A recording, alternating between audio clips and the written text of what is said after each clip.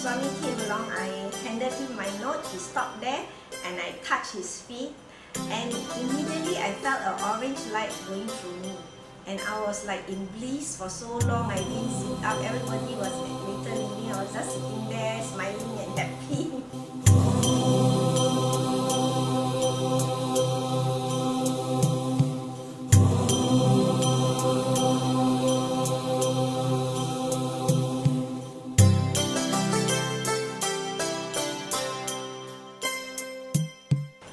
Sister Doreen, we are delighted to have you here to share with us the program Baba and I, and what has transformed you and come to know Baba.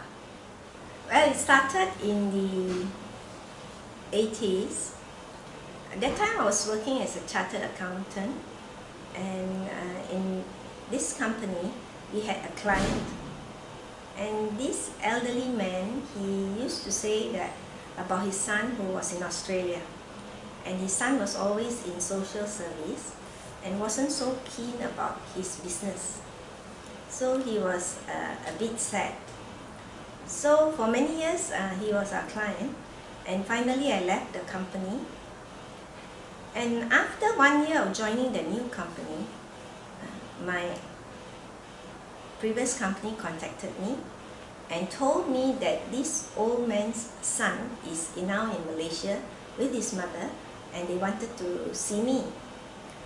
So we met up, and apparently the father was already in a coma and there were some financial matters they needed to settle in Malaysia.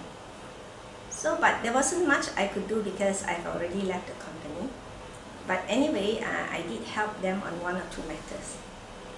So one day, this man, he was here for 6 months, he told me he wanted to go to Bangsa, to this place at number 24 Jalan Abdullah.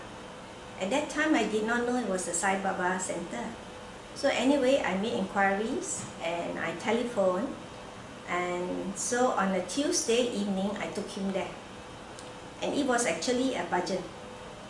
And I didn't know what was going on. Before this man left, went back to Australia, he told me, I have a set of Sai Baba's books. They are very precious to me, but I can't take them back, they are too heavy. Can I make a gift of them for you? So I said, okay, because I like to read spiritual books. So I accepted the set of books. And I left it on my table in the hall and didn't have much time to read them. So eventually, come November school holidays, I and another colleague, we decided to take the children for a holiday. So I took the first book on top of that stack of books to read. So when we were up there, I started reading the book, and then I was surprised that that day was actually Sai Baba's birthday, because the book was written, and the book is Man of Miracles, and inside it was written that Sai Baba's birthday is 23rd November, and that day was 23rd November. About 6 months later, this colleague who worked with us on the trip, she developed cancer. So we were quite sad for her. So I was thinking, how can I help her? The only way perhaps I can help her is to write a letter to Sai Baba. That was your first thought? Yes, because that was what was written in the book Man of Miracles. Then I asked the lady who I met in Bangsa Center. She's actually a friend of this colleague of mine. So we were discussing and I said, I want to write a letter to Baba. They said, good, because I'm going to India, she told me. And so she took my letter to India.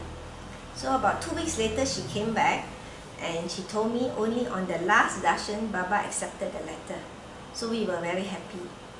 And about a month later, this colleague of mine went for her checkup again.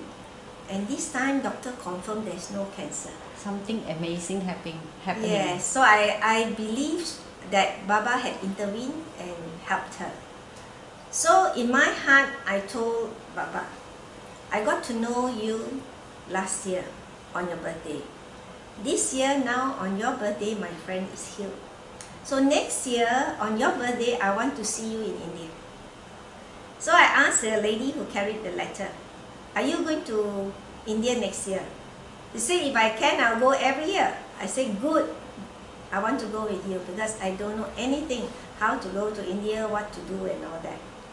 So the following year, in October, the lady who has been healed, she told me, our friend is going to India tomorrow. So I said, oh gosh, how am I going to go India now? Because I don't know what to do. I don't know even how to book the ticket. I was thinking, oh, so sorry, I can't go this year. I'll definitely go next year. But guess what? Within 3 weeks, I'm already in India. And How does that happen? What happened was after my friend left, I was feeling so down. Then I came across a magazine, the Malaysian Institute of Management magazine.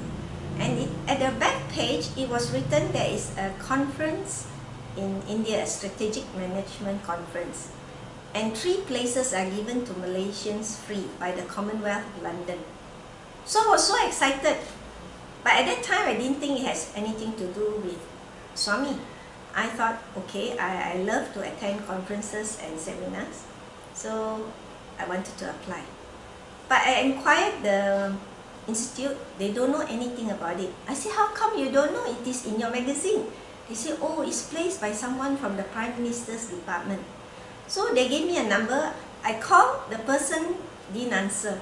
Then I called the main line, then they said, oh, she's already promoted to another department. Then finally I reached her, she said, oh, I'm no longer in charge, there's another man in charge. And when I called him, he said, I don't know anything about it. And I was thinking, how come nobody applied? Some kind of a testing to make you go round and round. Yes. So what happened was, this man called me back. He said, I found the forms. There are 4 sets of forms for 3 Malaysians, but nobody has even asked. So you are the only one. Although it's past the closing date, you might as well apply. So within 1 week, I was in India. And even the way I got my visa was also another amazing thing. So eventually, I went for the Strategic Management Conference, plus the 1 week at the Management Development Institute. So there was 11 days. Then I took another 2 days to fly to Bangalore, since I'm going to India. So I was so happy. Now, actually, I'm going to India. And that's how I went for my first trip. So during the trip, what have you experienced? Could you share with us? Actually, right after the conference, when I flew from New Delhi to Bangalore, I actually did not know what to expect. But I was so full of confidence, so happy. And in fact, the taxi that took me, first of all, the plane was delayed. Luckily, the taxi was still waiting for me. Then when the taxi was on the way, it broke down 3 times. And I'm alone, first time in India. And the 3rd time when it broke down, it was so dark, no street lights, nothing. In the middle of the road, he stopped. It was really, can be very frightening. What came to your mind? But I just felt that Baba was looking after me. I had no fear at all. And finally, when I arrived, it was almost 8 o'clock. And still, I managed to get accommodation. And on the way, actually, in the taxi, I was saying, please, please, Baba, let me meet some Malaysians because I don't know what to do, you know. Although the sister had told me what to do, but first time I didn't know.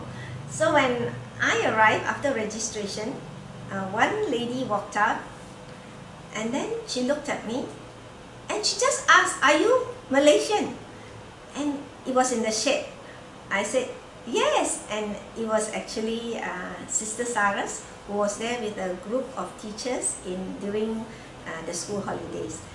So eventually after that, that was my first trip. When I came back, I was so excited to share with my relatives and my grandfather.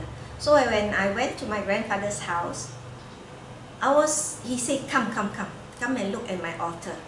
And I was so surprised to see Swami's picture already on the altar. So actually the first devotee in my family was my grandfather, my maternal grandfather. I always believe we may think that we do not know Swami, but actually Swami knows us. And that's the feeling I have all these years, that Swami is actually all the time there, only that we have not discovered Swami, or maybe it was not the right time yet. So eventually, in '94, I took my mother and my 2 sons to see Swami. That was a trip to Whitefield, and there were 20 of us in the group. And in fact, 2 of them eventually became, they opened Sai centers. One is the Kajang Center, and the other one was the Pujong Jaya Center. And eventually, in '98, I went again to India, and this time I was there for 24 days. I just could not come back. I could not confirm my etiquette, and Swami helped me back. And then later I found out why, because I managed to join the Thai group for Vesak Day, and just after the Vesak Day celebrations, Swami gave group Pada Namaskar, and I had the chance to have Swami Pada Namaskar, and the next day was already my flight back. How you felt when he gave you? Actually, it was amazing. Everybody had letters and things for Swami to bless. I had nothing because I didn't know about it. So I was looking high and low, and somebody gave me a piece of paper, and I wrote a note there to Swami so that he will stop in front of me, you see. So when Swami came along, I handed him my note. He stopped there, and I touched his feet, and immediately I felt an orange light going through me. And I was like in bliss for so long. I didn't sit up. Everybody was later leaving. I was just sitting there smiling and happy. And that trip, I was 2 weeks in Kodaikanal and 10 days in Whitefield. So Swami gave me the chance to be in Paputapati, Whitefield, and as well as a chance to visit Kodaikanal. It was so beautiful. And after that, between '98 till 2001, during that 2.5 years, I went 5 times. Swami gave me the chance to go 5 times. At that time, I acted as one of the trips. I acted in the drama as a doctor in front of Swami. And in one of the trips, it was the World Youth Conference. I was helping out, and I met a devotee from China who attended the conference. She was an accountant, and I was like, wow, if the Chinese in China know Swami, the whole world will be Sai. So what happened was, later Swami gave me a chance to go to India every month for 2 years. How did it happen? It's again, I was going to India, Puttapati for Mahashivratri every year in 2010, 2011, and 2012. So when it came to 2013, I had to book my ticket either by December of the year, end of the year, or beginning of January in 2013. But I couldn't, because I just had met with the accident where my car was a total loss. But Swami saved me, because when the accident happened, it was the day before Ladies' Day, when I was very busy running around organizing for Ladies' Day at the PJ Sai Baba Center. And I was running around to buy things for the program, and I met with the accident, and my car was a total loss. But the amazing thing was, I did not have a scratch. What was your first thought when you had the accident? I just called out to Baba when I, sort of stabilized myself. Later I found, I had the Vedic chanting book. It was on my back seat in a box. It had flown to the side near my brakes when I was clearing my car for them to take away my car. And the book was just beside my left rib here. And that's the part where they x-rayed twice, but I did not have any fracture. But I was in pain for 3 months. I couldn't lift up my hands. I was surprised. I was not upset. I was not angry that I did not have a car for 3 months. People came and took care of me, took me out for meals. No, in fact, I could walk and do everything except lift up my hands. You know? And so, all the time I was in bliss. You know, not even upset about it. Knowing that Swami is always with you. Well, but at that time I thought was, how am I going to go for Mahashivratri? So what happened was, when I know I have to book the ticket, but I just couldn't because of this situation. So what happened the next day when I was thinking, Swami, I don't think I can go for Mahashivratri this year. The next day already my business associate called me and asked me, Doreen, do you want to go to India? And if you want to go, you must go every month for 2 years. And I was thinking, this must be from Swami. It can't be. Here I am thinking one day, Swami, how am I to go? And the next day a call comes and tells me, you asked me, you want to go to India? And if you go, you must go every month for 2 years. So I accepted that. It was just amazing because the trip was then in March, and by the time I flew to Chennai and then took a train to Bangalore, I arrived on the very day of Mahashivratri itself, just before the evening chanting started. So Swami arranged in such a way that I arrived in time for Mahashivratri. So what happened during one of the trips, in 2014, 3 sisters were with me, and every morning 10:30 to 11:30 there will be a talk at the hall across from the shopping complex in Puttapati. So one day after one talk, you usually will go to Swami's chair and we will bow down. So the 3 sisters were behind me, and I bowed down, and an orange rose fell down when I bowed down in front of Swami's chair. And the 3 sisters saw it. So I was shocked.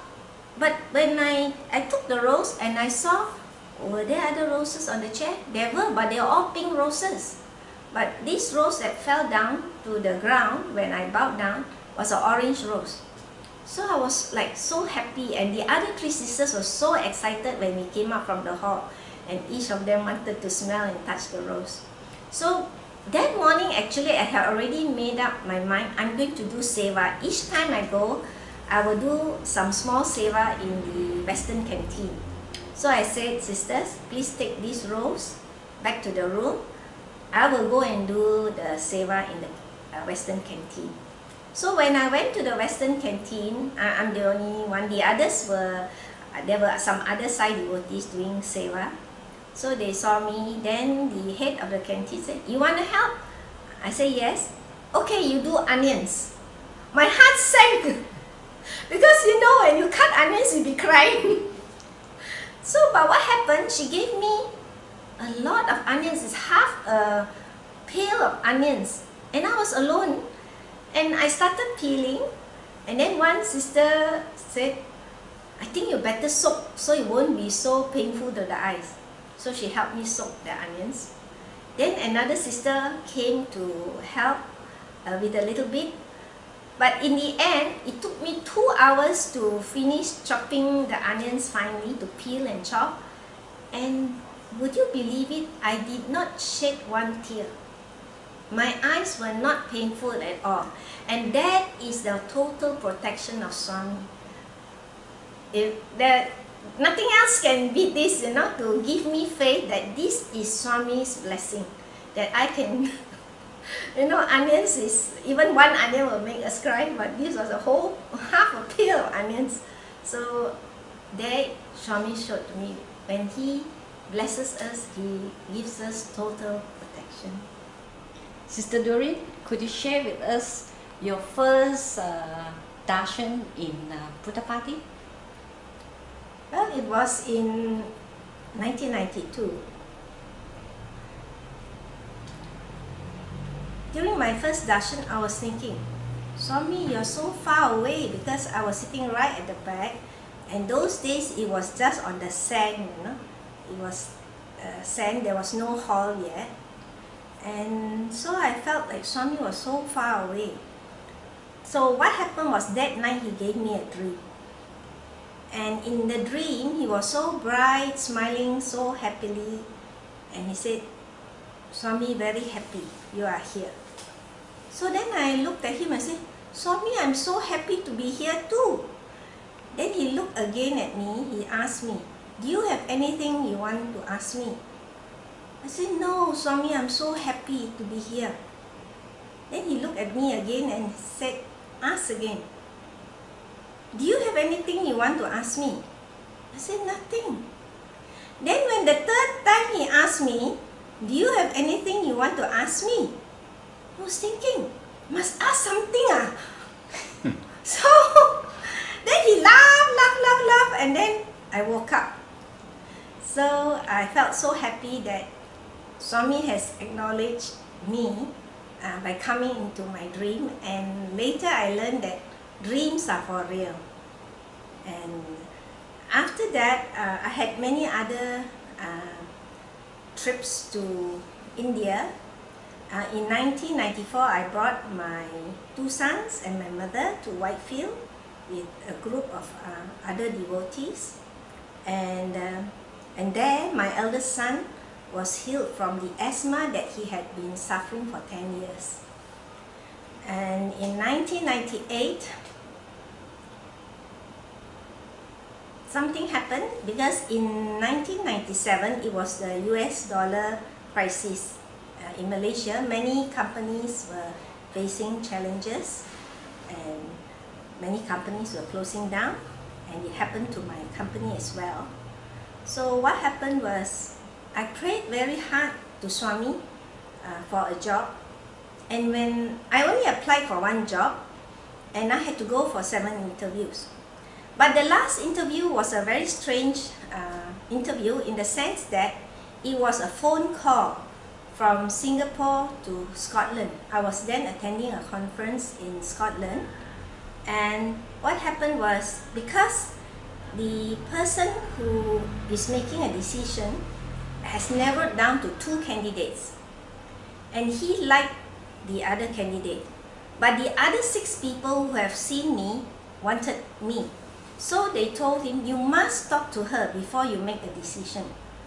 So when they told me that this regional finance director is going to call me at such a time, I was thinking in my heart, Swami, my voice is like a Mickey Mouse. Can I get this position? And so when he called, I was actually playing with a gold chain that I was wearing for a long time, and he spoke to me for 40 minutes. But in the middle of the conversation, this gold chain broke, and I got a shock because it's like a bad sign to me. But when I went back, I reached Malaysia, I was told I had already been given the job. But I found that after working 4 months there, although it was much higher pay, a much bigger company, I wasn't happy at all. And then I realized we must pray for what we need, not pray for what we want. And I prayed so hard to be given this job, and Swami gave me this job, but I was not happy. And so I made a decision to resign. And on the last day, when I was getting into the car to go for the last day of work, in my heart I told Swami, I now totally surrender to you. I don't know what is going to happen, what you're going to give me, but I fully surrender to you. So when I drove the car, I started the car, it was coming to a junction. It's a quiet lane where my house is. As I turned around the corner, suddenly a peacock flew down from the sky and landed 10 feet in front of my car. And I was like, what is this? And the peacock, the tail flapped up, and it was dancing so beautifully in front of my car. So I was thinking, before I could think further, an Indian man appeared and came to the peacock and shooed it away. And the Indian man looked exactly like Sri Baba with the kerchief here tied up and with the white clothes. But I couldn't do anything because I have to go for the final day, So, but in my heart, I felt that this is something divine. And for many years, I used to wonder, what is the significance of this peacock? Until it came a time when I was going to India every month. And I was, one day we were very near Swami. Then I realized that there is a huge peacock at the back of Pune Chandra Hall facing Swami's residence. And in the hall, right above Swami's, in the window of Swami's interview room, is also a peacock. So then I realized it was actually Swami's assurance to me. He sent his peacock that day when I said I fully surrendered to you. So from then on, from 1998 onwards, I had the chance to go to India for more than 40 times. And half of these trips were free or sponsored. And I'm eternally grateful to Swami because I always feel so happy, so blissful whenever I'm in Puttapadu. Swami has given me the chance not only to go to India many times, he has also given me the chance to visit Sai centers in other parts. Indonesia. He also gave me a chance to visit Sai school. Now sometimes we may wish to go somewhere, but until it's actually Swami's timing, it's not our timing. It's not, although we may have the desire, but I believe that it's all Swami's timing. Because I wanted to go to Sai school in 1999 to do the diploma in human values education. But somehow I did not get the chance. And what happened was, he made me wait for 16 years. And finally, in 2015, I went to Sai School, Thailand twice. Once with the youths from Central Region, and after that, just before Christmas, I led a group of ladies and devotees to Sai School to do this Christmas decoration, and we had an amazing time in Sai School, Thailand.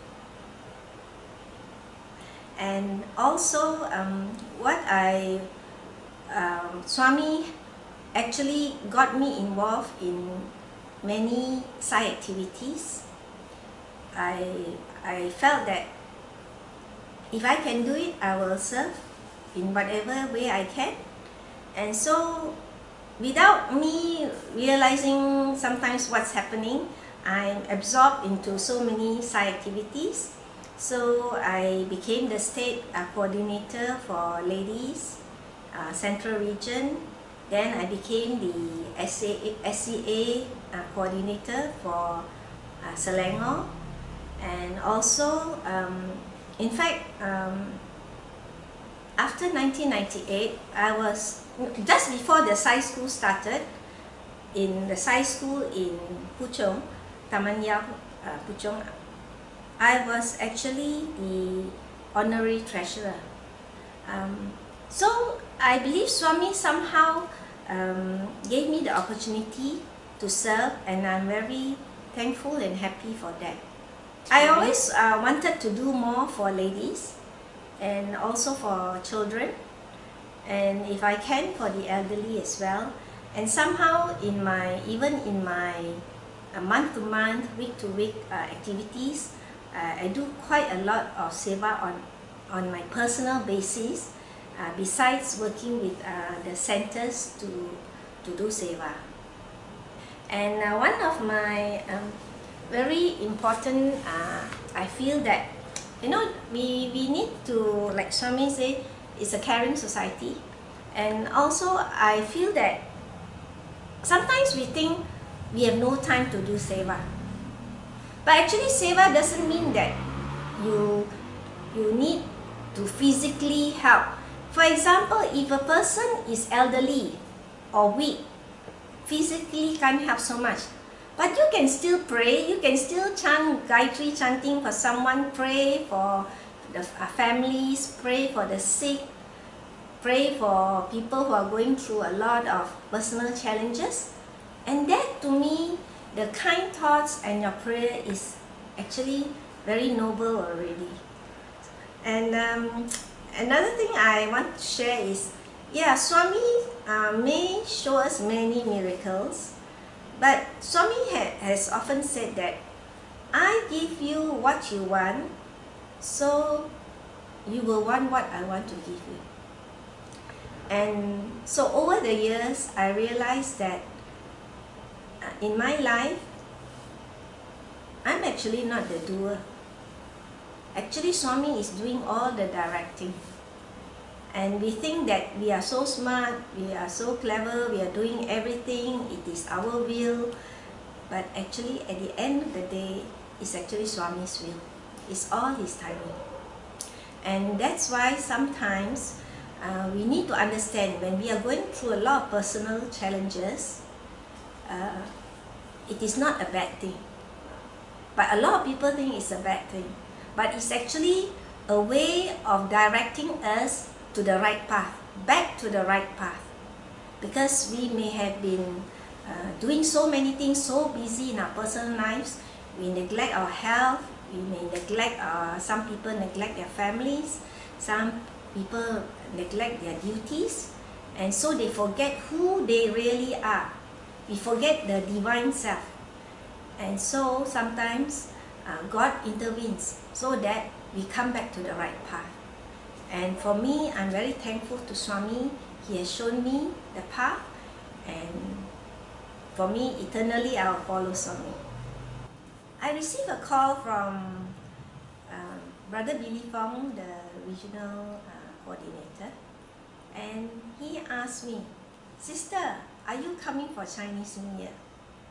So I took it as a sign from Swami that Swami wants me to go to Puttapati.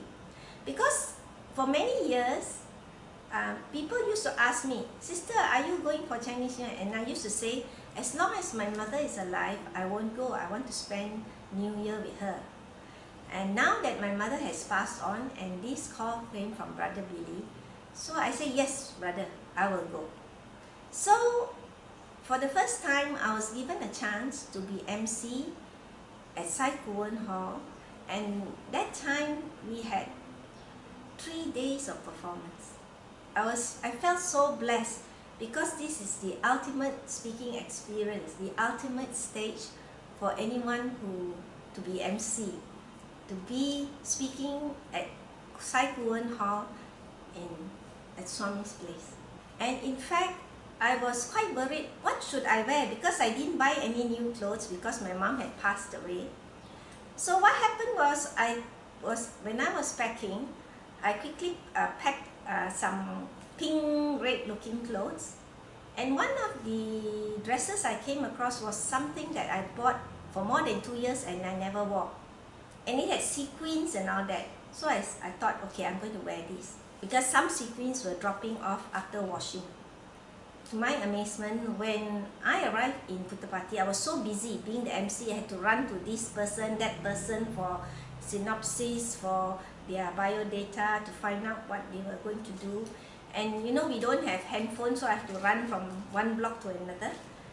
And so finally came the day when, before I was supposed to MC, I took out the dress that I'm going to wear, and I was shocked to see that every bead and sequin was fine.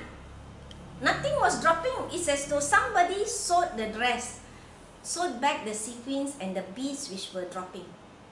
So to me, it's a miracle. It's like Swami even looked to such detail to help us, you know. And in fact, that occasion later, our picture appeared in the local newspaper in India, and someone bought the newspaper for me. So the little fame that I have, I appeared in an Indian newspaper for Chinese New Year. After that, in 2016 and 2017, I also went for Chinese New Year, and I was involved in the Pai Thi Kong celebration. They took some pictures, and to our amazement, some of the pictures showed rays coming from the from sky, you know, because it is like God of heaven, and it came right towards us, you know, in the pictures. And so I felt so blessed and so happy to be there for Chinese New Year. And in fact, Swami gave me a sign that I will be going back again for Chinese New Year 2018. So, Sister Doreen, how has Baba transformed you? As a chartered accountant, I used to be quite a serious person. For example, if I look at a set of accounts, I can tell you what's wrong with the company. And so sometimes we become a little critical in the way we analyze things and look at others. But after coming into the fold of Swami, you know, he will address us as Bangaru, so precious, you know, like we are gold to him, we are so precious to him. And over the years of going for bhajan, going for his darshan, and being involved in seva, service activities, serving the poor, the elderly, the neglected people who are, you know, less fortunate, you begin to feel that, I begin to feel that I'm so blessed that I know Swami. So I feel very happy, and I feel so fortunate that even now, even when I'm in the car I drive, I see some, you know, animals passing by, or even a beggar, or someone who just had an accident. It's so natural to pray for the person, to give some loving kindness and thoughts towards that situation, and just to be able to pray for others, I think is something that we can do easily, which doesn't take that much effort, but it takes the heart. And I feel so happy that I'm able to love more and serve more.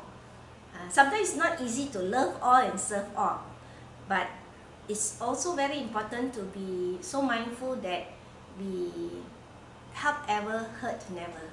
And in that process also we learn to be more forgiving of others, because not everyone is on the same path as us, even our own family members. Sometimes it can even be our own spouse or children, because we have all different journeys. So we must be able to accept them and to love them no matter what happens. And sometimes this is not easy, and most challenges in family life is because of this. By being able to use these words, like Swami says, watch our words, watch our actions, watch our thoughts, watch our character, and watch our heart in whatever situation, whether it is our home, our office, or in society. I think that will help us so that we can relate better to others. So lastly, who is Sai Baba? To me, Swami he has come in human form, but he is not human. He is beyond that. To me, he's God actually. Yeah, because when I have the chance to have his Pada Namaskar, the feeling that went through me, I received like an orange light going through me, and I was just in bliss for a long time. You know? So I also know that the way that sometimes in just my thoughts, when I think and things happen, it is not something so normal. It is very unusual. For a lot of people, they may say, oh, it's coincidence, you know, you pray and then this happened. No, actually Swami is real, he's living. He is right now listening to us, I believe. A living God. And he's a living God. He is always with us, around us. But most important is if we can keep him in our heart always, he will always be there for us. Of course, the 9 code of conduct is very important. Going for bhajan, having family prayer together, all that. But each of us is transformed in a different way and at different timing. So we must always be mindful that we do not judge others. If someone is not following the 9 code of conduct, doesn't mean he is a bad person. No, all of us are actually divine beings. Yeah, we are all on a spiritual journey. So we must learn to love and accept each other. And so with that, I believe we can live in peace and harmony. And living in peace is something very much lacking in a lot of people now. It is so easy to criticize, condemn, and complain about everything. But I believe that if we are understanding, it makes living so much easier. Because sometimes we are like knocking our head against the wall when we are judging others based on our standards. So that's why once again Swami's teaching about love all, serve all, help ever, hurt never is so very important. Thank you. I'm so happy to share with you.